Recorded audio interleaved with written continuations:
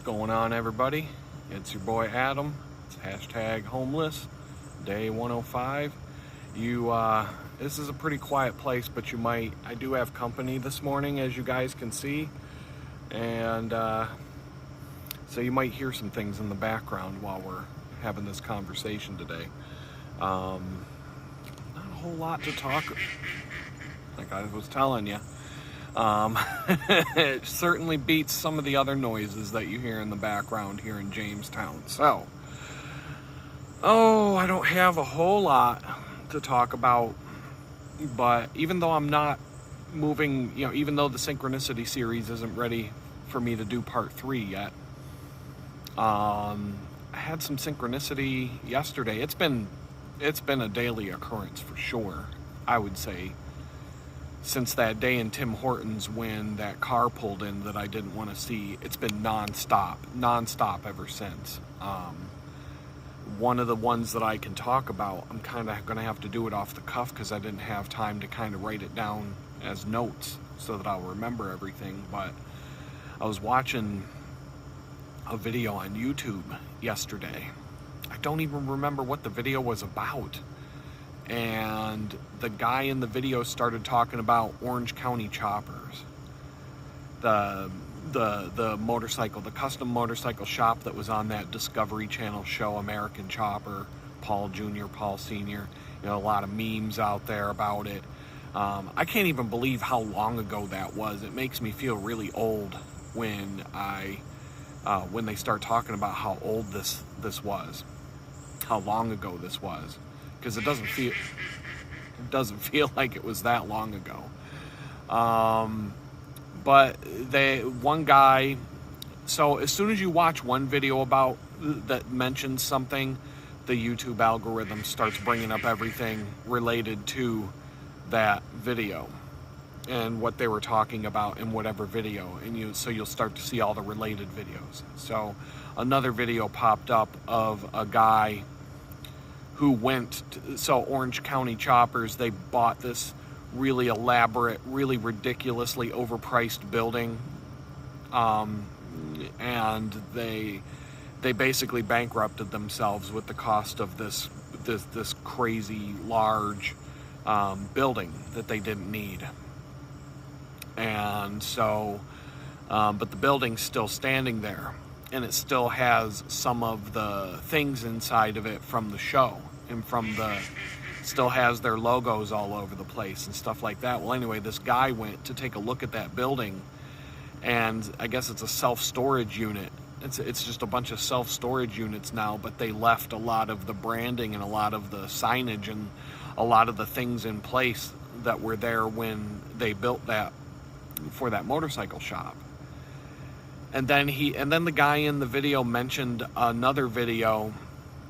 They were talking about how the motorcycles that were built were just showpieces, that they weren't motorcycles you would actually want to ride because they were junk. That's what they were talking about, how the motorcycles were beautiful art pieces that were meant to be put on display somewhere and never ridden, because if you tried to ride one, you would either crash or they were just in a lot of ways badly built.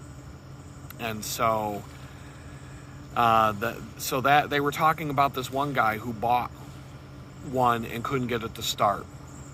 And so of course he bought one that he bought one for 10 grand is what I'm getting at. So these motorcycles, people were paying $100 to $200,000 for one of these motorcycles, but now they can't sell them for more than 10 grand because they're just not known to be good.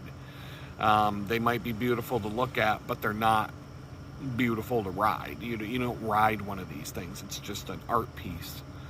And so this guy bought one that was on the show, and they were talking about it. Well, the video that they were talking about in the one video was the next video that showed up in my feed because of the algorithm and the way it works. And so I'm like, well, I gotta watch this now. And the random things that YouTube picks for us to watch sometimes, because I'm not really into custom choppers and motorcycles and all this stuff, but there were lessons in some of these videos, just on how to not run a business. And so that was more interesting to me than anything. But this, I can relate it to building custom websites for companies. You want, at the end of the day, there are companies out there who will build you a showpiece, a completely beautiful website that is extremely high-end, and it looks like artistry and craftsmanship went into it, and you won't be able to make any updates to it because only the person who built it will know how to do it, and it won't do anything in terms of bringing business to your company because maybe it's a multimedia extravaganza that has no search engine capability. It doesn't get recognized by search engines as being an important website. There could be a million, I can relate this to building websites for sure. But anyway, I started watching this other video, and this is where the synchronicity was really kicking. In the video, this guy, he bought, for $10,000, he bought an Orange County chopper that was on the show. It was one of the motorcycles that they built on that show. And for 10 grand, he got the motorcycle, the trailer to haul it around in, that they haul it around in. He got, it was a boat race, Miss Geico boat racing motorcycle. And he got a whole bunch of other goodies that came with this purchase. And so he's pulling, he in the YouTube video, the guy's pulling into his shop, and he starts backing this motorcycle out of the back of the trailer. And his neighbor, his shop neighbor, 2 shops down from where he is, comes walking out and goes, "Oh my God," and starts talking about how he built that bike. He didn't do the custom welding of the frame and the artistry on it, but he built the bike. Like he was the one who did the engine installation. He did the tune-up. He knew every single part of this bike inside and out. And the guy who had just bought the thing didn't know that his neighbor 2 shops down from him had anything to do with this.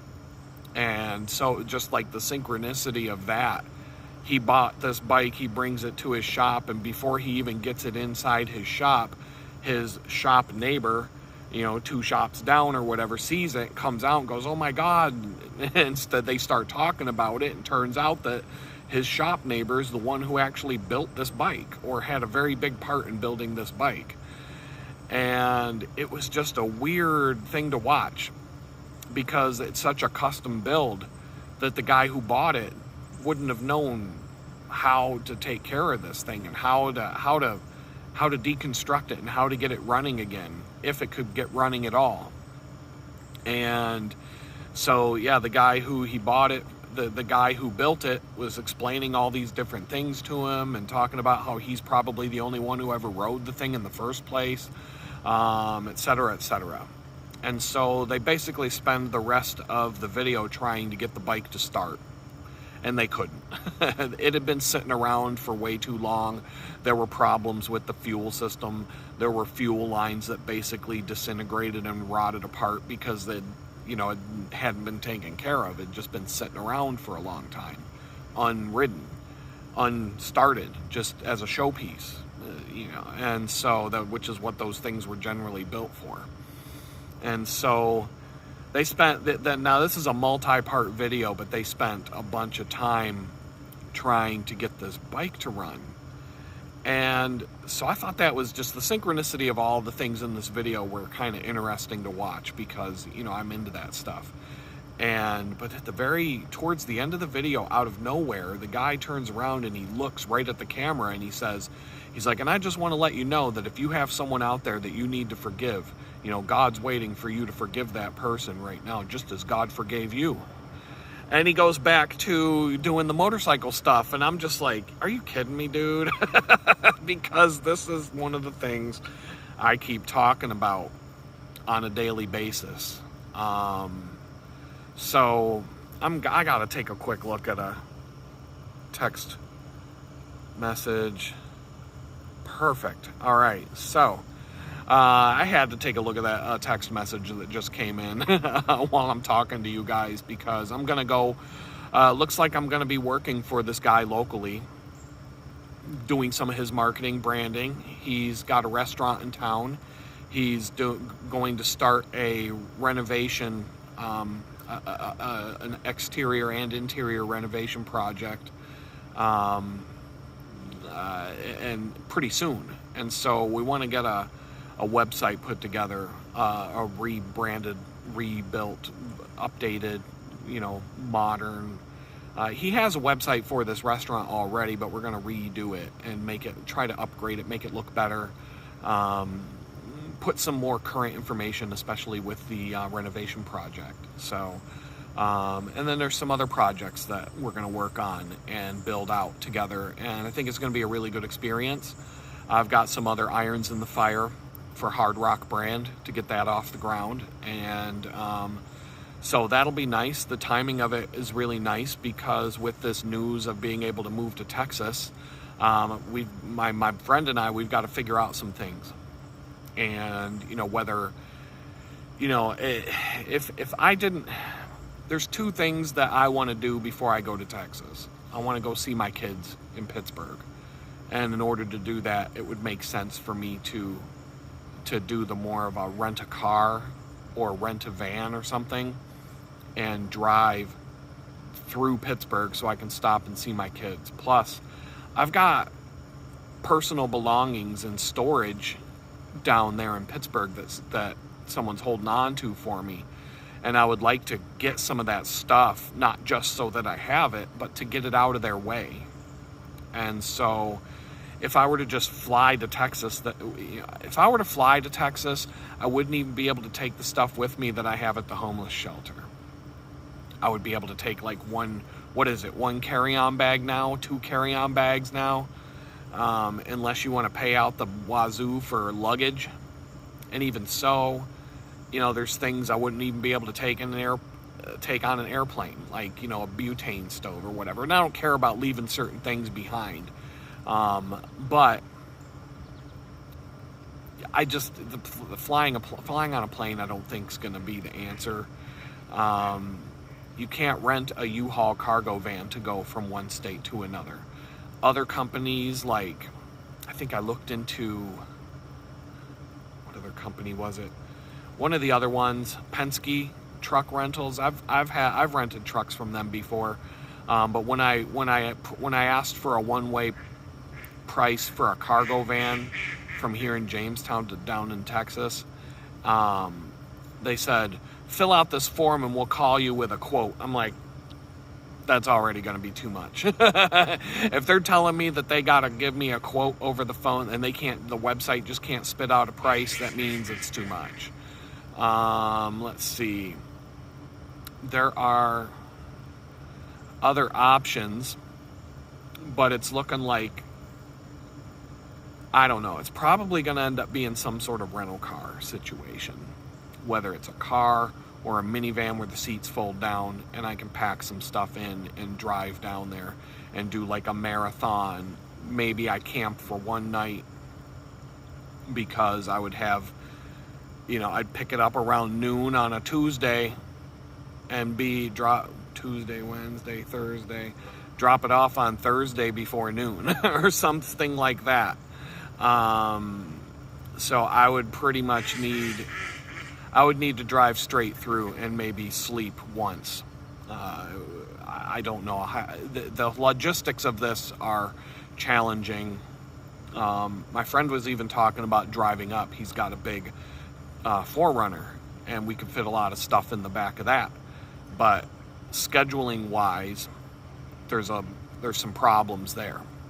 And so if my transfer request had been approved back in like April, May, when I originally asked for it, that wouldn't have been a problem. But now that it's June, July, August, now it's 3 months down the road from when that was supposed to take place, things are a little bit different. So I'm just kind of like, I got a little bit irritated about it last night, not because of, I'm thankful for all of this falling into place, but irritated that I'm like, can it just be easy for once? Can it just go smooth for once? And but I also think God will just take care of it. Like, whatever's supposed to happen is going to happen. And I think the timing of starting this project for this local business kind of falls into place at the exact time it needed to be honest, because that'll help a lot with regard to how all this stuff's going to, shake itself out. And so I'll get started on that probably today around 10. I'm going to meet with them, and it's still pretty early. I'll have plenty of time to upload this video. And I don't know. I mean, I got some other stuff I wrote down to talk about, so I'll jump over to that. I was talking yesterday about the growth of the channel having slowed down. Every time I say something I'm not supposed to say, the number of impressions that YouTube dishes out drops to half, 50%. It's measurable. And the graph shows the graph shows what's going on. It stays at a certain level. Adam says something wrong, 50% drop. Stays at the same level. Adam says something he's not supposed to, another 50% drop. Pretty much on the day where I said the thing I'm not supposed to say. And so, but the engagement keeps going up. Certain metrics keep going up and up and up. The engagement, the average view hours per day, the average, even though the number of subscribers and views has slowed down, the number of hours people spend watching goes up and up and up. The number of comments goes up and up and up. The number of, the average view time of a video keeps increasing. So those are the more important metrics in my book, because that means that people are actually paying, people are actually want to see the content and want to engage with it and interact with it. You got a lot of, if you go talking about Instagram, you've got lots of Instagram accounts, because that, hipstergram is like where those are the fakest people on social media. And you might see a person with 60 million followers, and yeah, they might get a lot of comments on every post that they make, but the comments are just emojis, like clap, clap, clap, or happy face, or a happy face with the sunglasses, or just like, honestly, most of the comments that they get are probably coming from bots, and they're not even real people making real comments. And that was something that always irritated me about Instagram, was that when I was on there with my photography back in like 2015, 2016, 17, that range, I never got real people interacting with it, no matter how popular the feed would get. And there were a bunch of other things going on, but I always wanted to interact with people and have conversations with people, and that would never happen there. But it happens every day here on YouTube, and it's fun. But it is getting to the point where it's becoming harder to respond to everybody's comments. I'm never going to be one of those too good for the room people on social media who post and post and post and put out content, but then they never respond to anybody in the comments. They never, they're too good for the room. You got people with 60 million followers, but they follow 5 people in return. It's like, too good for the room. And a lot of these too good for the room people, they're not even doing that. They're not even managing their own social media platforms. They hire people to do that for them. So they're not even looking at their own stuff. Other than maybe to approve something or disapprove of something. But anyway, you got all those people that post and post and post, and they never respond to people. But then again, there's some people who just get too big. And when you have millions of followers and 20,000 people respond to every post that you put up, what would you rather see? A content creator who hires a team to post fake replies to everybody? Or would you rather follow somebody who admits that, hey, it's gotten to the point where it's impossible to keep up with your 20,000 comments on every post, and I'm doing the best I can? I watch Cat Turd's podcast. He got a daily podcast with this woman, Jules Jones, and Cat Turd do a podcast every day, a video podcast.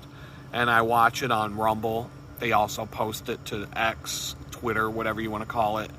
And Cat Turd was talking about how he used to respond to everybody, and he refuses to hire anybody to help him manage his social media, but now he's got millions of followers, and he's like, it's impossible. I can't keep up with it.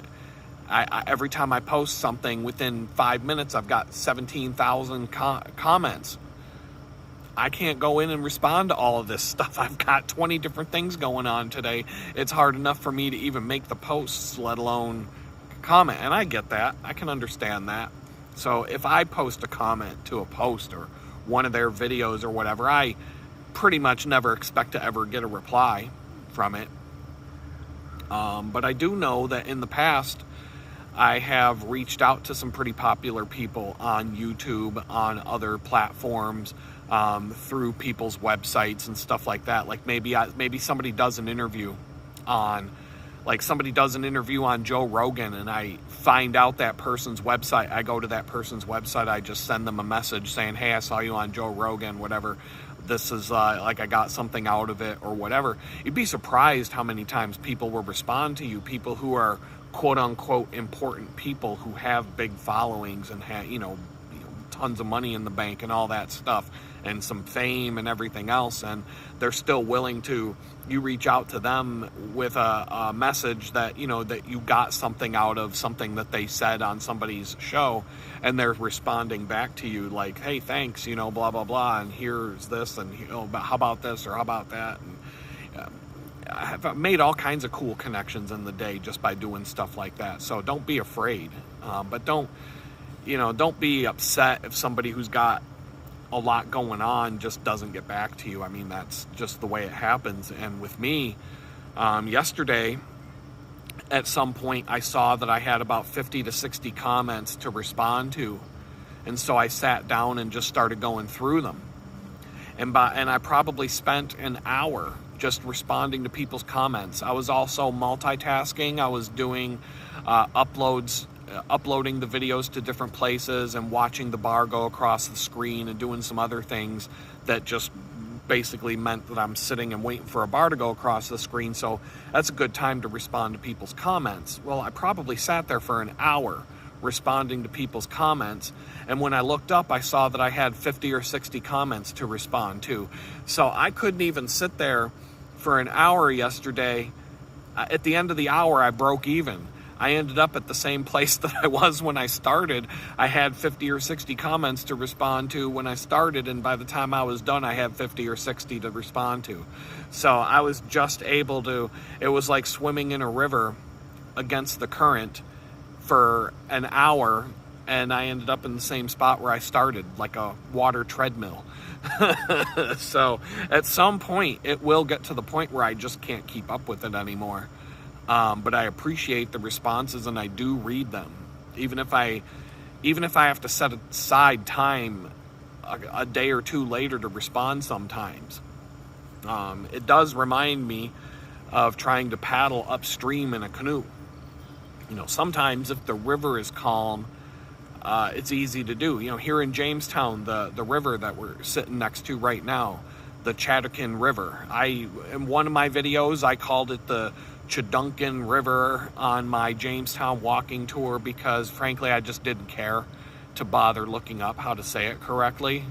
But somebody, one of the viewers had to come in, get all angry about it, point out that I pronounced it wrong, told me how to pronounce it.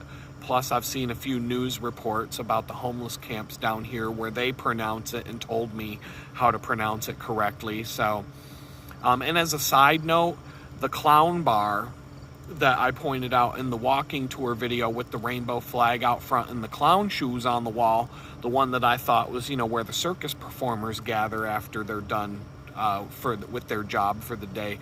Turns out that is the LGBTQTGIFTCBY BCBG++QX whatever bar. Somebody pointed that out in the comments, who was angry about how I thought it was full of clowns, and even though it looks like a circus bar, The graphics, the clown shoes on the front, the rainbow. I mean, the rainbow flag, would tell you something, and some people did point that out in the comments, thinking that's probably what it is. But I looked this up, and that's what it is. So, here we go. You learn something new every day. But with the river, the Chattahoochee River, on a normal day, it's moving pretty slow from the dam in from the Lake Chautauqua Lake, where it originates, to the dam just up the river from where I'm sitting right now. And on a normal day, it's moving pretty slow. And so you could take a canoe and canoe all the way from the lake, or get in a kayak and kayak all the way from the lake to the dam, turn around and go back upstream and have no problem. But on a day like today, after some rains, they open up the floodgates, and right now the river's moving fast enough that you would not be able to paddle against this current to go the other direction, even if you were trying to stick to the edges of the river where the eddies are and the slack water builds up on the sides, because this river is just cooking. It's moving. It's not very deep, but it's moving fast. It would not be a fun paddle to try and go against this current the way it is right now. And it reminds me of a time a friend and I, we took a large inflatable raft down the Allegheny River, from a place that we were camping about 5 miles to about 5 miles down the river. And we just thought the river was moving pretty slow, so it seemed. We thought that we were just going to turn around and paddle back upstream along the banks and the eddies. And it turned out we could only, no matter how hard we paddled, we could only paddle at the same speed as the river. And we got stuck in one place. We sat there for half an hour trying to paddle against the current, and we were in the exact same spot when we started half an hour later. And so we were pretty demoralized, because we got 5 miles now to get back to town after we spent like an hour going downstream. And that walk back to town, it kicked our ass. So we had to carry this boat along a riverside hiking trail / bicycling trail. We had to drag this boat. It was a heavy boat. We had to drag it out of the water, and we had to carry this thing. We had to switch it up about every half mile or so. And I can't even remember that took 2 to 3 hours to walk back to town with carrying this freaking boat along the riverbank. But there would have been no way to drive down and get it either. There would have been no access to get to where we were with a vehicle. So this is what swimming against the current starts to feel like when your channel starts getting more traction and popularity, and you're trying to respond to everybody's comments, and eventually you'll get to the point where I'll spend an hour replying to people, and at the end of the hour I'll end up with more comments that I didn't reply to than I had at the beginning of the hour. So like I said, even though the growth has slowed down a little bit, because every time I say something I'm not supposed to say, YouTube throttles the channel, but the engagement goes up. Over, week after week, video after video, the engagement keeps going up.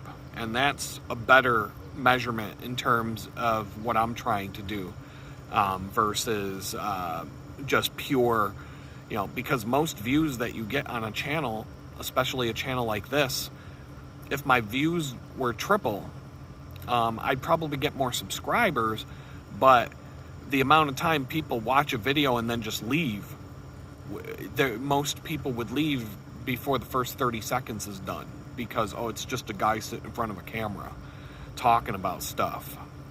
But YouTube plays their games. Just like I said, whenever I say the wrong thing, they throttle me. There's another guy whose channel I watch pretty regularly. His handle on YouTube is Prepper Nurse 1. I assume a lot of you people who watch this channel, you would also dig this guy's channel. He's a real down-to-earth guy. He's originally from Western New York, not too far from where I grew up. He lived down in the Finger Lakes region with a homestead, and he started doing a YouTube channel about that.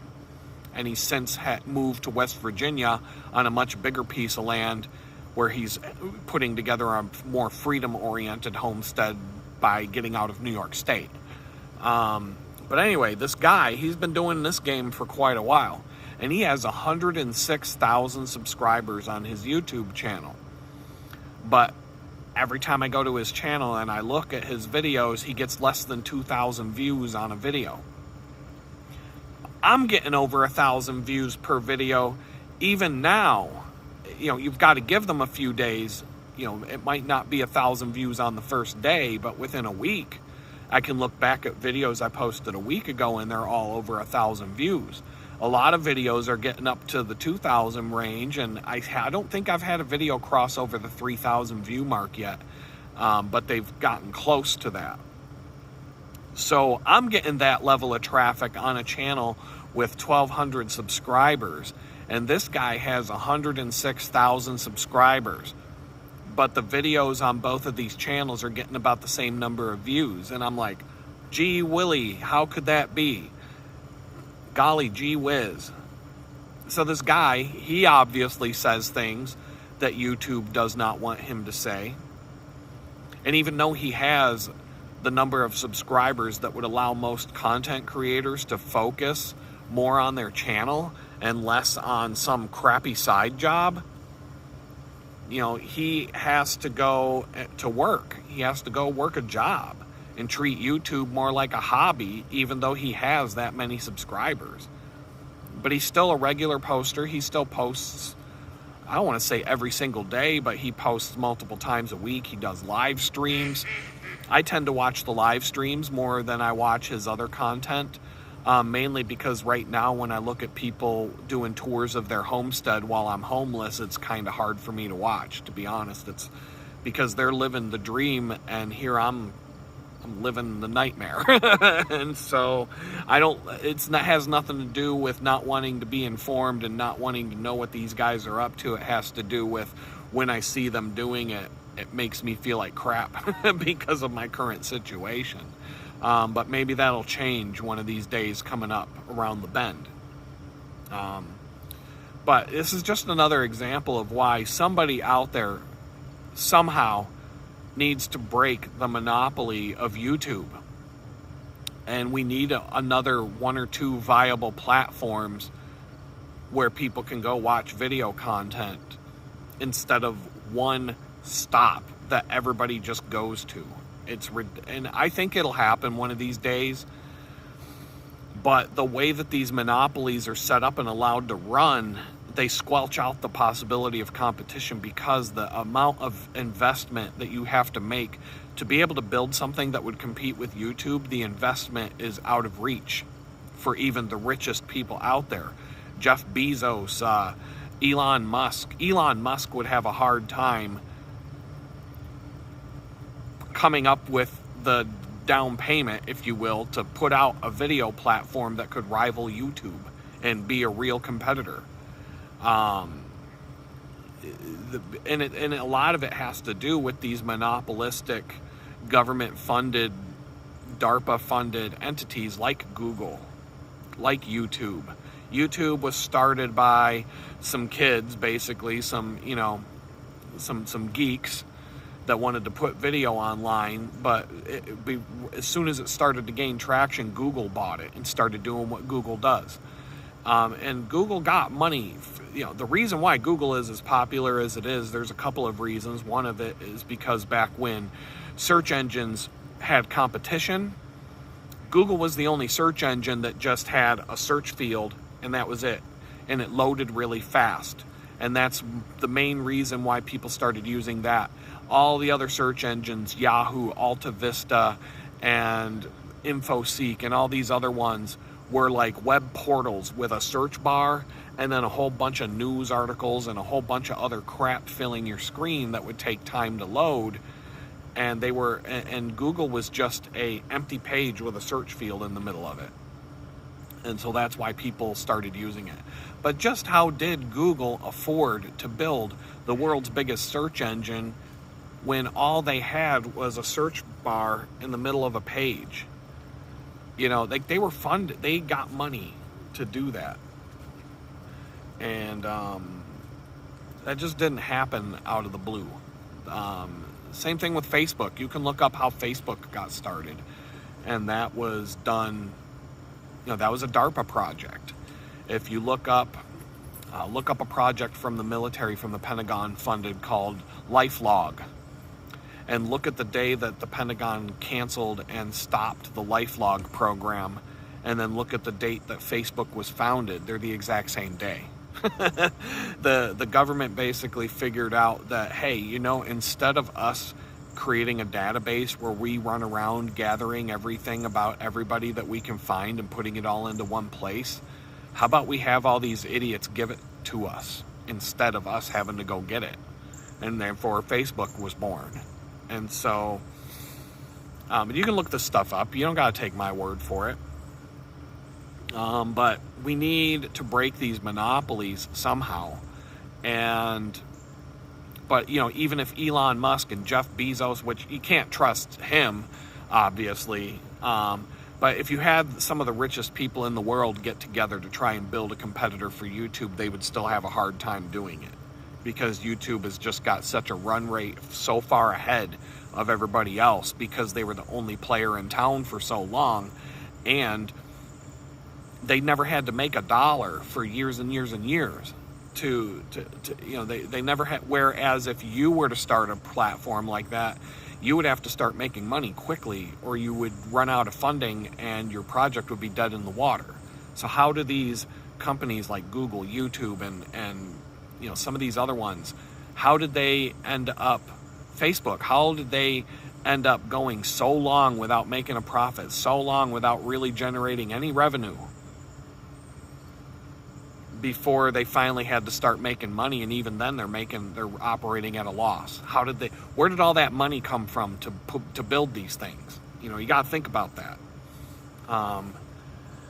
So anyway, and some people will say, well, these are privately owned companies. They can do what they want. They can censor who they want, and so on and so forth. And, a lot of the liberals who say that, well, YouTube can decide who gets to say what and who gets to do what on their platform. But guess what? If you're a baker and somebody wants you to make a gay wedding cake and you don't want to make a gay wedding cake, well, then these same people who said YouTube can do whatever they want, they're a private company, these same liberals will turn around and sue you because you didn't want to make a gay wedding cake. So, the liberals, freedom of speech suits them when it's whatever they want to say. But when somebody disagrees with them, then they change their mind, And so there's the argument when it comes to these things about how YouTube has basically become the public square. It wouldn't be any different now, because YouTube's a monopoly. If you want to have an online video presence, you pretty much have to use YouTube or hit the highway. There really isn't anywhere else to go where you're going to gain any traction. It's not any different. YouTube's throttling and censoring and shutting people off and kicking them off the platform. It's not a whole lot different than the phone company censoring your phone calls and canceling your phone calls because you said something to somebody that they didn't want you to say. It's like a bank not letting you have a bank account because of something that you said on social media, which that's actually happening now. So there's the argument of, it's a private company, they can do what they want, unless you're a public baker forced to make a gay wedding cake, then you can't do what you want, huh? So, it's just like going to Target or one of these, privately owned companies. It's a private company, they can do what they want until we have 40-year-old perverted men who want to use the girls' bathroom. And now it's a public place and they can use whatever restroom they want, even if the owner of the business doesn't want to let perverted 40-year-old men going into the girls' bathroom. So, the liberals, they want it both ways. They want freedom of speech when it's their speech, but when it's your speech, they don't want you to have it anymore. So, they want it their way. They may as well just go to Burger King where they can have it their way. Yesterday, I mentioned a guy who no longer subscribes to the channel, so unfortunately, I'm not going to get a response from him based on what I'm about to say, but I do have a couple of questions for that guy. I talked about him in yesterday's video. His name is Joseph Rapp. And his comment yesterday, I wrote it down so I could read it to you. It says, have been following you. Was. Lately, you have been using your YouTube YT to complain about Biden and how migrants supposedly being put up in the Waldorf, etc. Enough. Unsubscribing. Okay, well, bye. You know, he'll be back. All these trolls come back. They can't stay. They can't resist. You know, he's gonna get bored. He's gonna be like, you know, I haven't trolled this guy in a couple days. I'm gonna be right back. So he'll find this video eventually. But I do have a correction to make based on what the guy told me. The illegal immigrants that are in New York City right now, they get to stay at the luxury hotel and resort called The Row. And it's not the Waldorf Astoria. So my bad. You know, I will make corrections when I find out the information that I give out is wrong. And I'll even put a link to the news article in the description below if you're watching this on YouTube or Rumble. And if you're on TikTok, I don't know what to tell you. But beyond that, you know, I just want to say, dude, I'm sorry that you had to give up going to the White Dudes for Harris meeting to watch my video, only to end up disappointed at the end. You know, I suppose you enjoy paying 3 months' salary for 1 week of groceries? Or was it how the Biden administration armed the Taliban so that they can go back to oppressing women and homosexuals? Is that what it was that turned you off from voting for Trump this year? Or was it how Joe Biden and Kamala didn't bother holding press conferences? Or is it, or is it Biden's performance in the presidential debate? Is that what got you interested in the Democrats? Or was it the fact that the Democrat Party decided to choose a candidate with no input from the voters? Was it that? Was it the fact that Kamala is doing so bad that she decided to copy and adopt every one of Donald Trump's policies? You know, was it the fact that Kamala was the deciding vote to hire more IRS agents to go after waitresses and people who earn a living from tips and tax the shit out of their tips? And then Donald Trump comes along and says no tax on tips. So now Comrade Kamala decides, oh, I have a great idea. How about no tax on tips? Or was it how Joe and Kamala let anyone come across the border for 4 years, and Trump says he's going to shut down the border and send people home, and now Kamala shows up to say, we need to protect our borders, even though she's not doing anything to protect them? Or was it the fact that she says she's going to start fixing all these things on her first day in office? But she's in office right now. She's there today. So why the fuck can't she start fixing that shit today?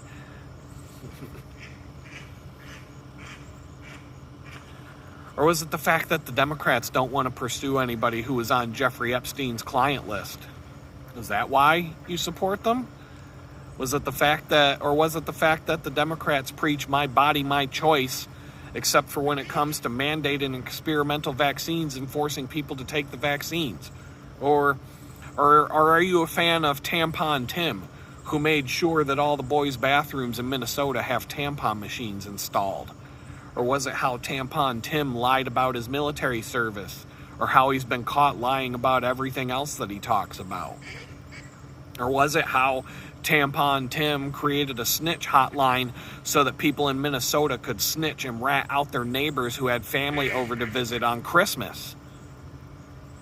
Or was it how Tampon Tim let the Democrats burn down Minneapolis? I mean, I was there. I saw the damage done after the fact. Several months later, I saw the damage myself with my own eyes. It was brutal what he let them do to that city. Or was it how Tampon Tim sent squads of militarized police to shoot paintball guns at people who wouldn't go into their homes during their COVID curfews? Or maybe it's how the Biden administration cheats in the election and then uses the justice system to arrest and prosecute their political opponents like a third world banana republic? Or was it how the Biden administration locks up people in prison for making mean tweets and posting memes, followed by letting them be homeless after their release? You know, that one really spoke to me. But I mean, there's so many reasons to pick from to vote for Democrats this fall. I'm just trying to find the reason that spoke to you, the reason why you want to vote for them. Let me guess. I think the reason that spoke to you was, I hate Trump. So I think that's all I really have to talk about today. If I start going down the political highway here, it just means I don't have anything going on and I got nothing else to say. I don't got anything to talk about in terms of the homeless situation other than just trying to figure out how I'm going to get myself down to Texas and get all the work done that seems to be coming my way. It seems to be that life is going to start getting really busy here very soon, as soon as today. And so I'm just going to let you guys go. We're at like 45 minutes. I don't know. I hope that whatever you guys got going on, I hope that it all works out for you. I'll hit that thumbs up button. You know, I always forget to say that.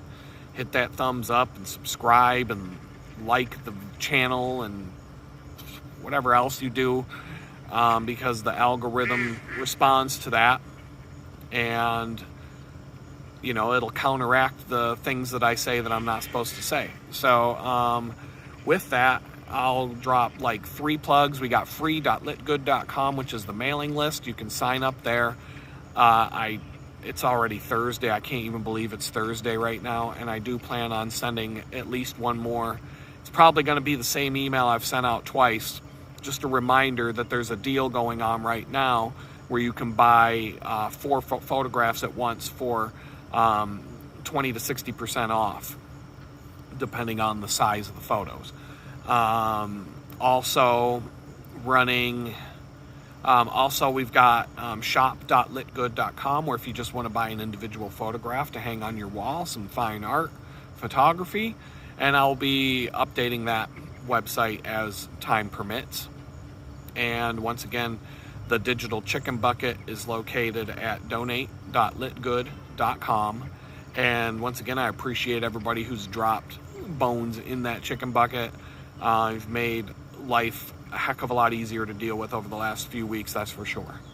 Once again, shop.litgood.com, donate.litgood.com, free.litgood.com, and litgood.com. Litgood.com.